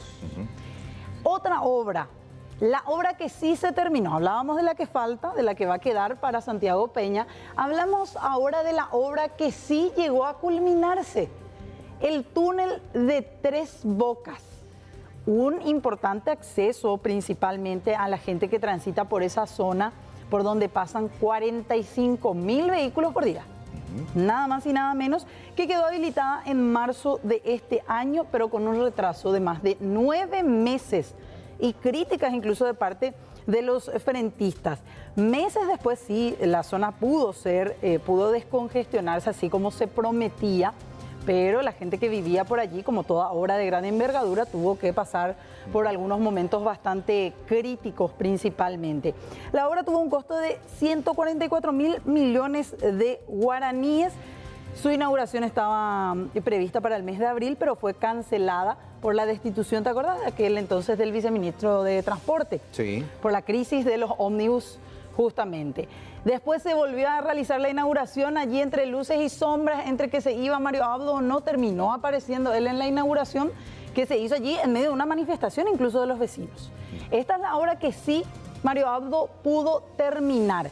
Pero hablemos de la cuestionada, de una de las obras más cuestionadas que tuvo el presidente de la República, que hoy está dejando el cargo, la pasarela de Ñandutí. No, totalmente. Desde todo punto de vista, la más cuestionada, visiblemente también criticada por los diseños que no coincidirían con nuestro Ñandutí, y también el costo elevado en esto, que muchos dicen estuvo sobrefacturado. Más de 2 millones de dólares, de los cuales nunca llegó a aclarar finalmente el Ministerio de Obras Públicas cuánto fue lo que terminó abonando, porque ese era el presupuesto total para este puente de Ñandutí, que lo que hacía básicamente, y hacemos otra vez el recorrido, sí.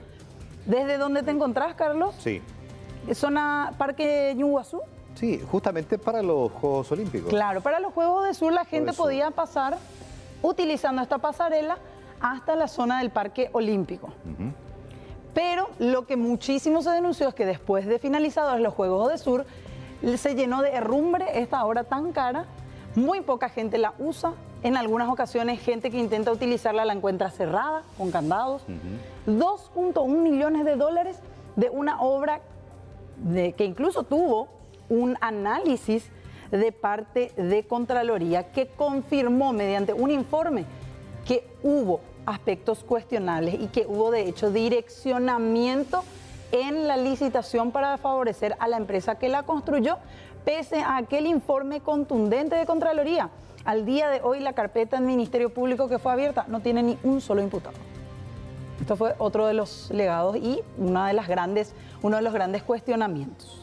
¿En cuanto a rutas? Bueno, las rutas sí son la gran bandera que deja Mario Abdo Benítez constantemente en sus discursos. De hecho, enaltecía la cantidad de kilómetros.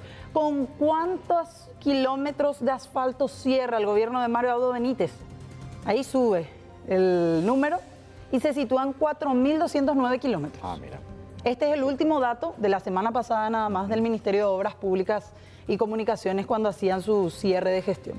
4.209 kilómetros de rutas. Otro aspecto y otra papa caliente, podemos decir, que queda para el gobierno de Santiago Peña, que forma parte de esta obra que iniciaba ya en periodos anteriores, la duplicación de la ruta 2 y 7. Sí, la que va hasta el este del país. Es así. Te permite un viaje hasta Ciudad del Este de 3 horas, pero se creó todo un conflicto por el peaje que debe ser explotado en este sentido por el consorcio Rutas del Este, que dicen, ¿se tiene que cobrar un peaje mayor? Sí, evidentemente sí, pero ya quedará pendiente también para Santiago Peña zanjar ese problema. Y también el aislamiento en algunas ciudades y el otro también la dificultad en algunas ciudades de cruzar de un lado para otro, que ocasionó y terminó incluso con gente muerta. Escuelas y colegios que dicen hasta ahora, incluso los vecinos nos hacen llegar denuncias de que quedan aislados, estudiantes que no pueden pasar porque ciudades no tienen divididas, horas. literalmente. Es así. Y físicamente.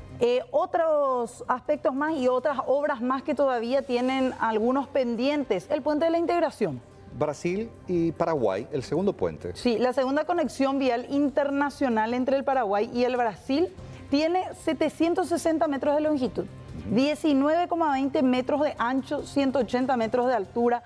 Tuvo una inversión de 84 millones de dólares y faltan lo mismo que con el Puente Héroes del Chaco, obras complementarias. Y la Costanera Sur, que queda también como uno de los grandes pendientes para la gestión de Santiago Peña, la inauguración que se prevé para meses más adelante, una obra que también tuvo sus retrasos porque se esperaba que termine para julio de este año, pero dicen ahora que la obra ya está avanzada en gran porcentaje y que podría habilitarse al tránsito desde el mes de diciembre. Otro de los aspectos y otras obras terminadas, hacemos el repaso rápido. El corredor vial botánico, una importante obra también que deja Mario Abdo Benítez. Que se va a enganchar con la Costanera Norte. Con la Costanera Norte, con todo lo que tiene que ver con el Puente Héroes del Chaco también, que tiene sus obras de ensanchamiento allí. La reconstrucción de la ruta Transchaco, una gran deuda pendiente.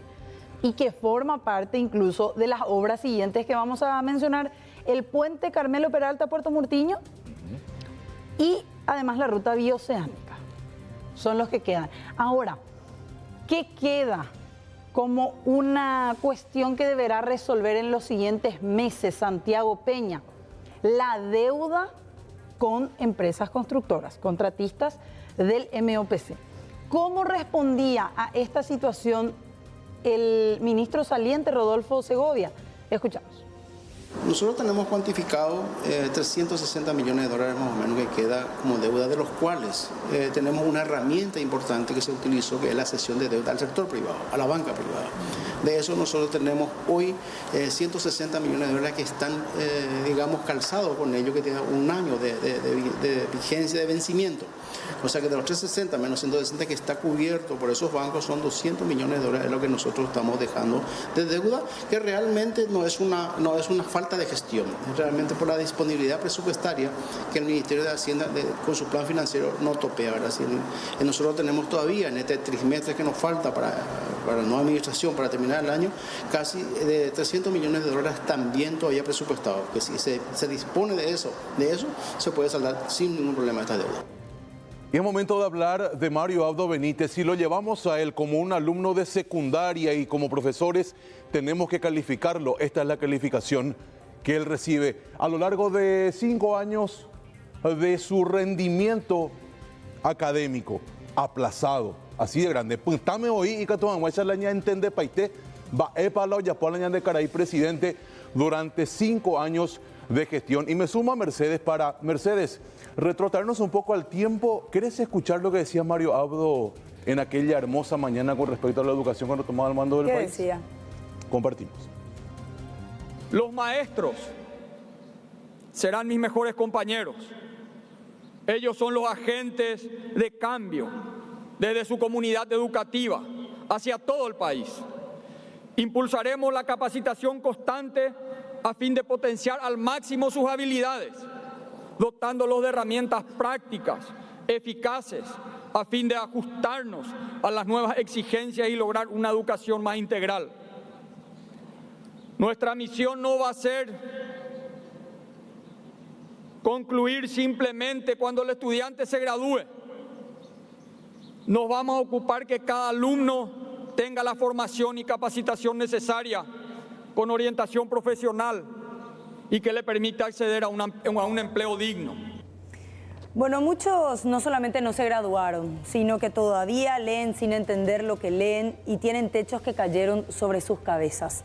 Y tuvo la administración, o por lo menos el ente educativo, bajo la tutela de muchos profesionales, algunos improvisados, otros no, porque fueron varios los ministros de educación. Esa es la palabra, creo yo, clave en esta historia, la improvisación. Cuando Mario Abdo decía, los educadores van a ser mis compañeros de trabajo, van a ser mis aliados para una educación integral, que uno pensaba, un hombre técnico, un hombre con sapiencia, con conocimiento en el rubro de la educación. Sí. Hagamos un repaso, por favor, de los ministros con los cuales contó Mario Abdo Benítez. Vean, exdirector de La Caminera, exdiputado, él también funcionario del municipio, Eduardo Peta San Martín. Él empezó. Abogado de profesión. Y arrancamos con el pie izquierdo porque no se eligió a una persona técnicamente preparada. 16 de agosto de 2018, la asunción, destituido 6 de marzo de 2021. Le tocó bailar con la pandemia. ¿Vos recordás, Mercedes, el voto censura contra Eduardo Peta? Sí, me acuerdo. Sí. Porque él condicionó la entrega de los kits de alimentos para los niños en plena pandemia a cambio de la entrega de la tarea escolar. Sí, sí, y de hecho que esa tarea le llegaba a través del WhatsApp, porque ni siquiera el ministerio contaba con herramientas para poder proveer a los estudiantes, para poder lidiar con esa situación extrema. Después dijimos, bueno, si Abdo se equivocó poniendo un abogado frente a la cartera educativa, ¿qué hace ahora? Venía Juan Manuel Brunetti, un hombre conocido suyo, exministro del MITIC, con experiencia en el CONES, sí en parte, pero él licenciado en administración de empresas. Señora, señor. Asumió. 10 de marzo del 2021, renunció el 11 de marzo del año siguiente. Un año duró Mercedes en funciones. Ahí está, prácticamente nada con respecto a su gestión, muy cuestionada por la pésima estructura edilicia que presentaba cada escuela y colegio. Se fue Brunetti, ¿por qué? Porque pugnó él en la interna de la ANR, quería ocupar el segundo sillón en el Palacio de López. Entonces vino este señor, Zárate. Nicolás Zárate. Docente, no. Trayectoria en el MEC, sí, pero ingeniero agrónomo de profesión. ¿Cómo estamos? Y bueno. Asumió el 14 de marzo del 2022 y va a entregar el cargo también ya a partir del día de mañana. Quiero hacer una pausa en Zárate. ¿Sabes por qué? Porque como nunca antes en la historia de la educación paraguaya se dieron hechos de violencia extrema. Sí. Bajo la administración de Zárate le mataron a una docente en un colegio en Colonia Independencia. Aquí está la profe Sofía. Sí, y amenazaron a muchas otras. Sí. Porque de hecho que el famoso protocolo de seguridad, tanto para los docentes como para los estudiantes y trabajadores en las diferentes instituciones, sigue siendo un protocolo débil. Totalmente. Es decir, ¿qué pasa ahora con esto? ¿Cómo va a tomar el nuevo ministro esta situación de la seguridad del portón de la escuela o del colegio para adentro? Estas imágenes siguen doliendo porque hay una familia que quedó enlutada y que también evidentemente espera algo. Luis Paí Ramírez, el hombre elegido, técnicamente muy valorado, y esperemos que tenga una buena gestión, pero va a tener realmente muchos desafíos por delante. Vamos a hablar ahora, Mercedes, televidentes, de las clases en pandemia. Claro, de las virtuales, las que eran la única opción porque nadie podía salir de casa. ¿Se podían o no hacer esas clases virtuales? Eso era lo que en su momento se dudó. Aquí están los datos precisos. Arrancó el 27 de abril del año 2020 y el retorno a clases 100% presenciales se dio el 21 de febrero del año 2022. Casi 2 años después. 2 años. ¿Qué se hizo durante ese tiempo? Uno pensaba de que las escuelas y colegios iban a estar en condiciones, pero no. 1.534.605 alumnos estudiaron a distancia, según los datos oficiales del MEC. Muchos ni siquiera pudieron comprender qué era lo que hablando mal y pronto, Marcelo, ¿realmente los niños entendieron el desarrollo de esas clases hoy día? ¿Tuvieron la capacidad de aprender, de incorporar? ¿Los niños en primero o segundo grado saben leer y escribir de manera fluida? ¿O se resiente el impacto de esa mala calidad educativa? ¿Cómo estamos con las matemáticas, verdad? Realmente huérfanos los niños de conocimiento. 79% de las clases virtuales se dieron en escuelas públicas, 10% en el sector privado y 11% en el sector de privadas subvencionadas también. Y esto tiene que ver mucho con la migración de estudiantes, una particularidad, Mercedes, que se dio por primera vez en nuestro país. Vos sabés que 5.500 alumnos salieron del privado subvencionado y recargaron el sistema público educativo ya bastante golpeado. La pandemia generó un impacto muy fuerte en el bolsillo de muchas familias que tuvieron que optar por sacarle a su hijo a aquel colegio al que iba durante años y recurrir al sistema público que terminó colapsado. Totalmente, con 59.819 docentes que enseñaron a distancia. Desafío también para los docentes que enfrentaban todo un sistema nunca antes visto en nuestro país, y realmente un sistema que muchos ponen hoy en duda y que incluso catalogan como un fracaso. Es que puso en evidencia la falta de capacitación, la falta de voluntad, de preparación, de herramientas para poder realizar clases virtuales. En ese momento era impensable y de un día a otro se tuvo que volver realidad. Exactamente, realidad como esta que estamos viendo, de la inacción total. Hablábamos 2 años de ausencia de los niños en las clases y pensamos que las escuelas iban a brillar, que Omimbipata la ñan de salón de clase, que Yajata, Yatopata, Teí, escuela Pontí y segura, pero en Alaoicoa, se caían a pedazos. Nadie hizo nada y los chicos arriesgaron sus vidas en el afán de querer estudiar y de querer reencontrarse en ese ámbito educativo. Es difícil suspender las clases para hacer este tipo de trabajos, pero cuando no habían clases presenciales tampoco se hicieron. Es el tema. ¿Qué dice ahora el nuevo ministro? Y Luis Ramírez va a asumir funciones mañana, te decía, tiene el ok al menos de la gente del sector educativo, es un hombre bastante preparado y principalmente lo que le da un espaldarazo de inicio ya es que es una persona muy ligada al ámbito educativo a nivel nacional. Y nosotros vamos a repasar los números con los cuales Ramírez va a tener que hacer magia, porque en Paraguay hay poco más de 1,5 millones de alumnos, de los cuales $803 se invierte por cada alumno. Pero atendé, eso al año. Al año. Pero atendé, de los $803 por alumno en total, $714 por cabeza va solamente para pago de salarios y afines. Y eso que muchos docentes trabajan ad honorem. Ahí está. Es complicado. El 89% de monedas que queda de la moneda americana van para otras inversiones. Es decir, aquí hay muy poco de inversión en la educación realmente. ¿Y cuál es el presupuesto con el que cuenta la cartera? Y 1.125 millones de dólares actualmente. Y te cuento algo más. ¿Cuánto tendría que ser? Y debería ser por lo menos el doble. Y te cuento algo más. La merienda, el almuerzo escolar, garantizado solamente para Asunción, tiene fecha de finalización del 11 de septiembre. Y con relación al convenio. Ahí está. Ahora depende de senadores, pero si es que llega a pasar, Santiago Peña dijo que va a promulgar. Veremos qué pasa. 8.500 escuelas públicas tenemos actualmente en funcionamiento. Hay 12.000 aulas en mal estado. 200 de esas aulas están con peligro de derrumbe y hay 444 baños con letrina en el sistema educativo. No estamos hablando ni siquiera de lujos, ¿verdad? De lo básico, de baños sexados, de baños que sean dignos para los alumnos y que no tengan que estar con letrinas. 444 baños con letrina. Parece que estamos viviendo 50 años atrás. Es terrible realmente. Mario Abdo Benítez fue calificado por referentes de la educación que decían cuánto sigue. Formación docente, formación de los docentes nuevamente, porque hasta ahora no hay una capacitación grande para los trabajadores de la educación. Después debe haber una infraestructura, porque un niño cuando llega a la institución y se encuentra una institución caída, eso es la imagen de una educación que en este momento está. Se debe priorizar, por ejemplo, la educación presencial, que haya maestros y que todo lo tecnológico sea una cuestión complementaria a la educación presencial. Yo creo que todo eso se tiene que discutir a comienzo y ponernos de acuerdo. Mirando a los últimos 5 años, sin duda alguna, Mario Abdo Benítez fue un presidente viajero. A ver, digo, ¿de qué manera esto benefició a nuestras relaciones internacionales? Buenas noches. Sí, benefició en algún punto un momento muy caliente que tiene que ver con la pandemia. De hecho, la pandemia marcó todo el gobierno de Mario Abdo y también las relaciones internacionales.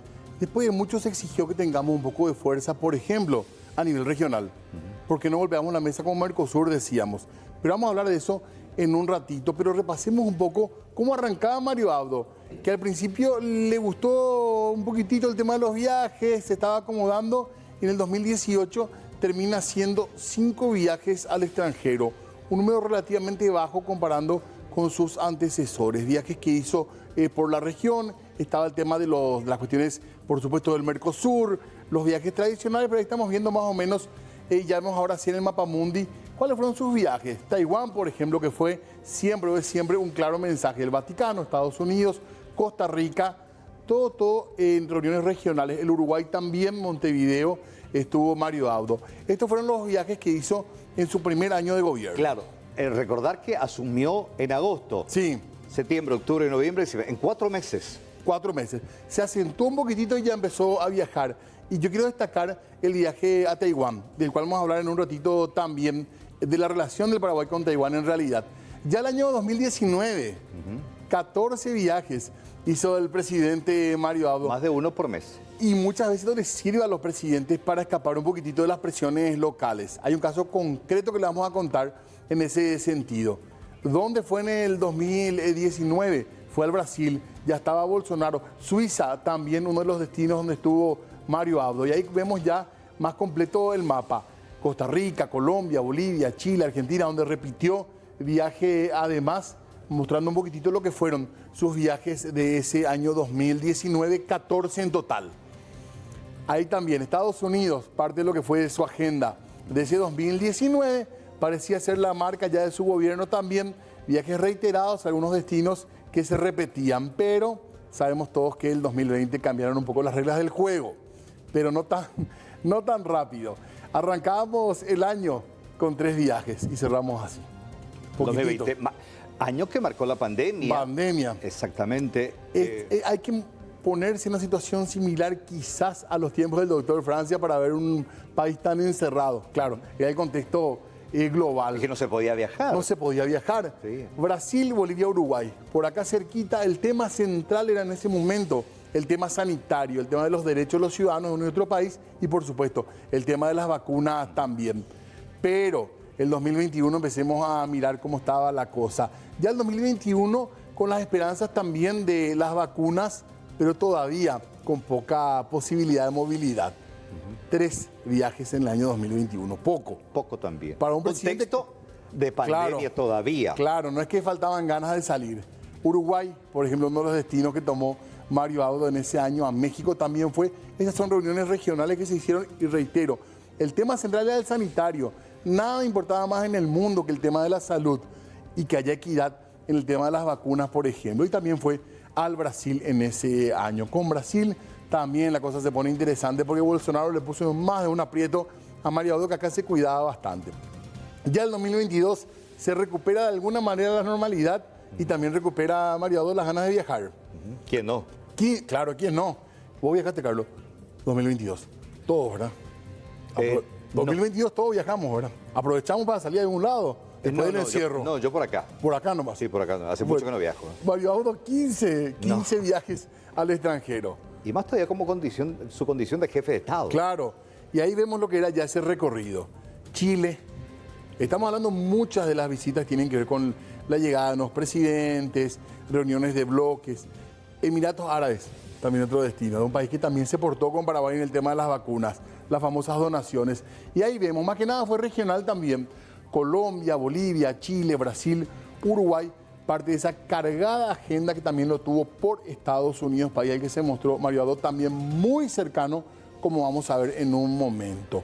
Seguimos recorriendo rápidamente lo que fue todo esto que ha significado los viajes de Mario Abdo para meternos ya en este año.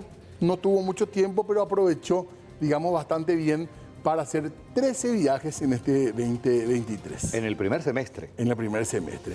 Sí. Había cerrado el 2022 con un viaje clave al Uruguay cuando las cosas políticas se le habían dado vuelta ya en las internas. Recordemos coloradas. Que hay una muy buena relación de amistad incluso con el presidente uruguayo. Exactamente. Ahí hay una... Pou, sí. Juan Manuel Brunetti, Mario Abdo, la calle Pou. Buenas migas entre los tres.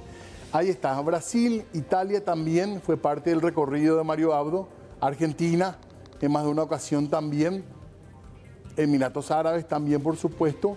Taiwán, del país que vamos a hablar justamente en un ratito. Estados Unidos, República Dominicana, parte de lo que han sido sus recorridos en este año. Reino Unido y también Bélgica, entre otros lugares como Qatar también, para cerrar los recorridos a nivel general de los países que él estuvo visitando.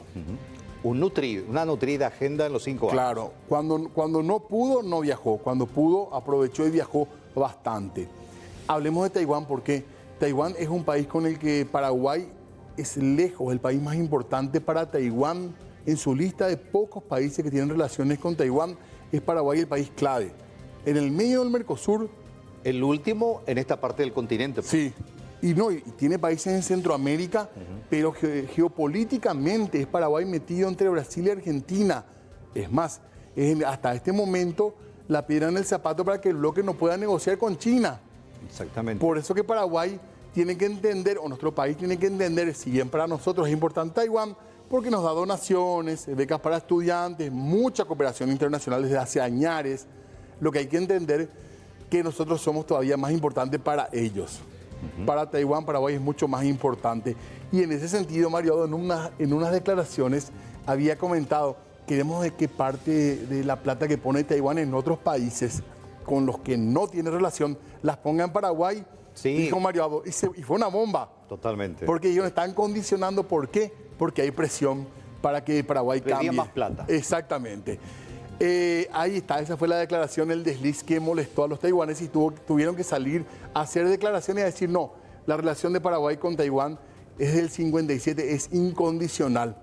Pero recordemos que en el 2020 se trató en el Congreso incluso la posibilidad de que Paraguay tenga relaciones con China por el tema de las vacunas. Exactamente, pero importante destacar que a partir de ahora se mantendría por lo menos lo que viene diciendo Santiago Peña, que no se va a romper relaciones con Taiwán. Exactamente, es lo tradicional. De hecho está el vicepresidente, futuro presidente de la República de Taiwán. Y sí o sí mandan, Carlos. Si pensamos en la historia, sí o sí hay un presidente o vicepresidente taiwanés acá en Paraguay cuando se cambia de gobierno.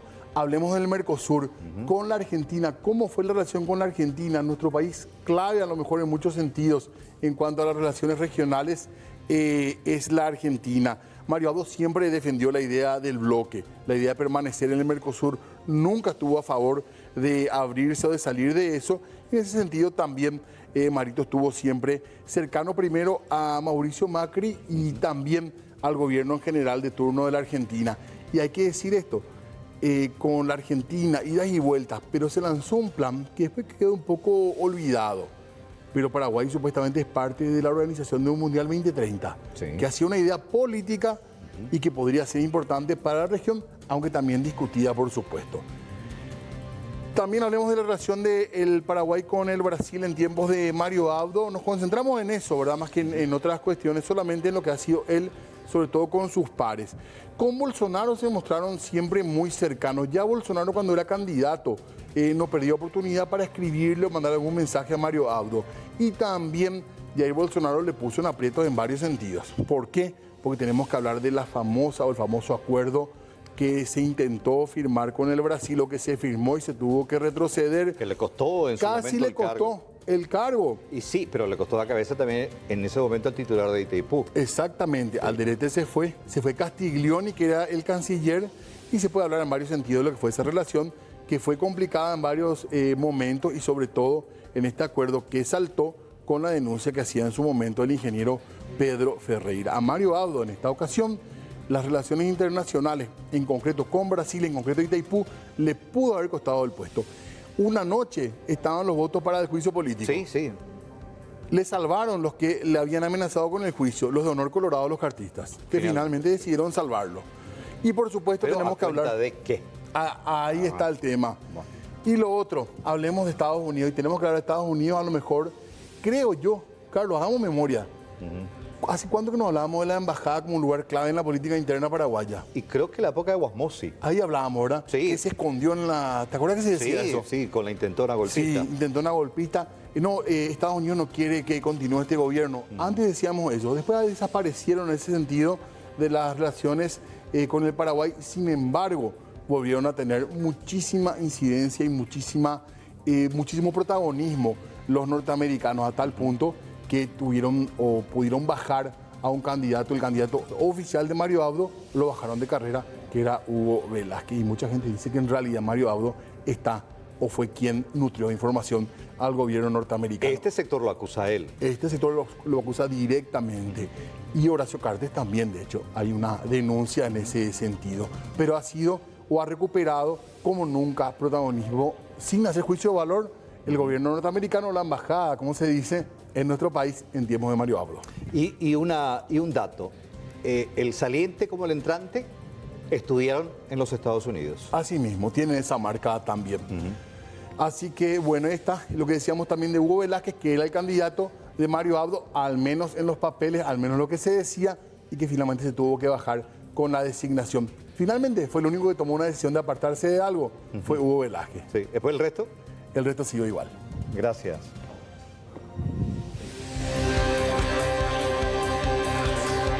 De deportes. Bueno, y vamos también a hacer una retrospección con respecto al gobierno de Mario Abdo Benítez en el ámbito deportivo. La Secretaría Nacional de Deportes tiene un presupuesto anual de 80.230.953.847 guaraníes, es decir, unos 11.300.000 aproximadamente. Este presupuesto tiene que abastecer para 54 federaciones que son las reconocidas a nivel nacional. 12% del presupuesto es el programa de becas. Eso implica unos 9.000 millones de guaraníes estimativamente solamente para el programa de becas. Seguimos desmenuzando estos 114 becados en total. Hablamos de deportistas que reciben el apoyo monetario, económico de parte del gobierno. 2 a 10 millones de guaraníes reciben los becados, de acuerdo evidentemente a la cantidad de participaciones a nivel local, a nivel internacional, y un seguro de 1 millón de guaraníes al mes. Y atención con este dato, 10 a 40 millones de guaraníes en bolsa de pasajes. Esto aplica principalmente a aquellos que van a competir a nivel internacional. Bueno, ustedes se acordarán que Fátima Morales inicialmente fue la ministra de Deportes, y el evento de mayor envergadura que ha albergado a nivel deportivo en nuestro país, sin dudas, fueron los Juegos Suramericanos ASU 2022, que llegó a estar en jaque. De hecho, Fátima Morales hizo una conferencia de prensa donde dijo que Odesur ya era historia. Ustedes saben que nuestro presidente de la República es un súper deportista y yo me creo una súper gestora y realmente para nosotros es un momento de tristeza. Pero no me puedo olvidar de que soy paraguaya. Soy paraguaya y tenemos que gastar 180 millones de dólares en estos Juegos y en este momento son 180 millones de razones que tenemos para invertir en las causas sociales en nuestro país. El gobierno nacional lo que analizó son 180 millones de dólares, 180 millones de dólares que vamos a gastar en unos Juegos, no en el deporte, en unos Juegos que duran 30 días versus 180 millones de dólares. ¿Saben lo que son 180 millones de dólares? Que podemos invertir en lo social en nuestro país en este momento.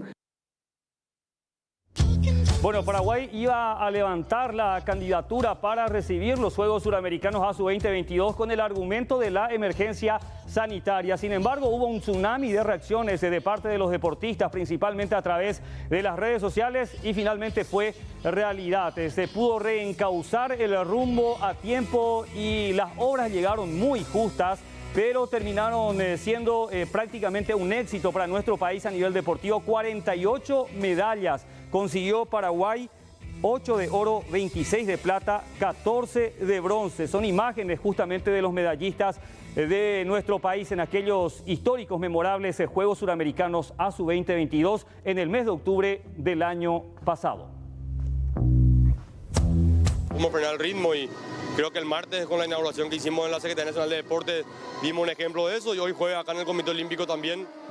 Con esta infraestructura creo que de primer mundo podemos decir que cumplimos y que el deporte paraguayo va a seguir creciendo. Bueno, yo creo que son muchas cosas como mostramos en el video, ¿verdad? Después de los Juegos del Sur hicimos los Juegos Escolares el año pasado con más de 50.000 chicos, que reactivamos los Juegos Escolares luego de varios años. Luego hicimos los Juegos Sudamericanos Escolares en diciembre acá en Paraguay. Este año volvimos a hacer los Juegos Escolares ya con casi 60.000 inscritos a nivel país. Dejamos el gimnasio de alto rendimiento en la Secretaría Nacional de Deportes, dejamos el polideportivo para 2.000 personas en la Secretaría Nacional de Deportes también, todo climatizado, con todas las indicaciones para los Juegos de Olimpiadas Especiales el año que viene, los Juegos Latinoamericanos de Olimpiadas Especiales. Bueno, 4 meses de tiempo tuvo Diego Galeano para poder preparar todo y no dejar nada al azar de cara a ASU 2022. Pero yo les quiero a continuación recomendar esto que tiene que ver con la posibilidad de viajar a Bélgica y acompañar. Seguimos en 24 horas, el noticiero de los paraguayos, para conocer esta faceta de Mario Abdo Benítez, la de redes sociales, porque él es TikToker, Jamie. Es así, Mercedes, es así de la audiencia, y estamos hablando que no solo es TikToker, sino que está nominado a TikToker del año. Ah, bueno. ¿Cuántos seguidores tiene? 325.000 en la actualidad, pero ahí nos figura 322.000. ¿Y por qué tan egocéntrico solo sigue a una persona? Exacto. ¿Vos querés saber a quién le sigue? Atendé, a una sola persona. Él tiene un montón de seguidores y a la única persona que sigue es a... Atención. A su señora. Esto me hace acordar al hashtag de... Ahí está. A su señora. A su señora, exactamente. La única persona a la que sigue es a Silvana Abdo. Estamos hablando de 325.000 seguidores, más de 3 millones de me gustas. También estamos hablando del presidente de la República, que es la única red social que abrió durante su mandato. Porque las otras son del 2011, 2017, entre otros. Hizo todo tipo de videos mostrando su día a día, mostrando un montón de cosas. Y justamente aquí hicimos un resumen para contarles sobre esa cantidad de videos, como un año de Mario Abdo como TikToker. Con mi amigo el TikTok, anímense que no, lo que no quiero es que esa sea la noticia y que no sea la noticia. Todo lo que me mereen explicarle.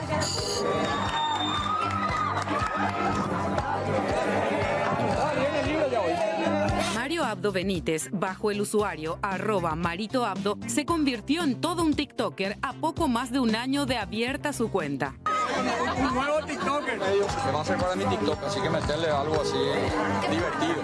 En esta cuenta el mandatario llegó a su público objetivo con videos cortos, mostrando obras de su gobierno, recorridos por el interior del país y partes de sus actividades cotidianas. Gracias, presidente. Estamos ya escoltando. Gracias. Recordó efemérides nacionales, como el Día del Folclore. ¿Me van a filmar comiendo también? Sí. Feliz Día del Folclore.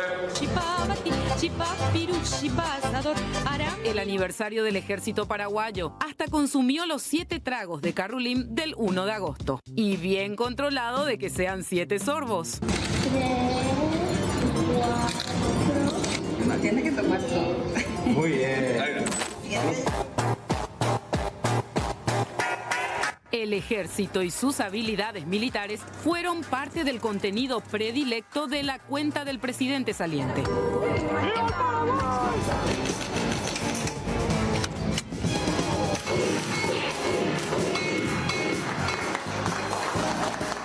También subió un par de indirectas, muy directas, hacia el expresidente de la República. En el mismo momento se habló con el expresidente, primero con la fiscal y después con el expresidente. Ya puede ser PCC, puede ser Paván, pero ahí entra mafioso el problema.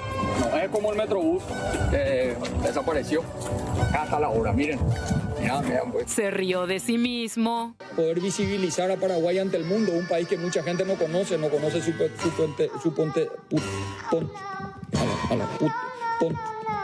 su potencial.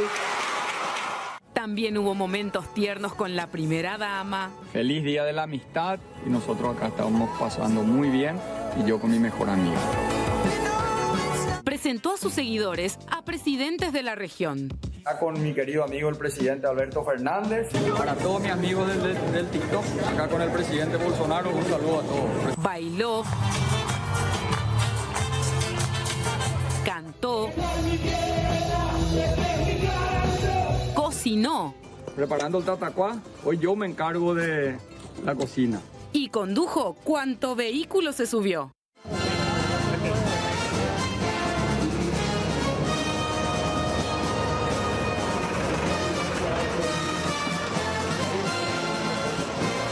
¿Y no estaremos olvidando algo, señor presidente? Sí, los memes.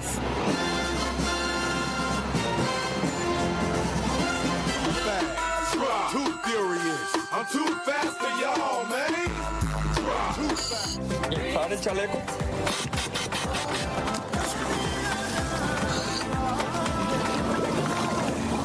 Con videos que llegan a las 3 millones de vistas y 160.000 me gustas, @MaritoAbdo interactúa a través de esta plataforma principalmente con el público joven. A todos los amigos de TikTok de Araceli, un saludo muy especial acá del presidente.